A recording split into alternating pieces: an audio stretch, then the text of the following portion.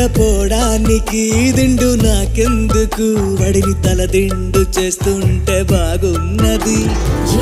చూస్తూ ఉన్నావు నా దిక్కు నువ్వే అనిపిస్తావు ఇన్ని నాళ్ళు లేని బాగోతం బాగుంది ఈ చల్లగాలి ఉన్నా నీ బయట గాలి తగలాగుంటే ఎంత ఉక్కపోతా ఈ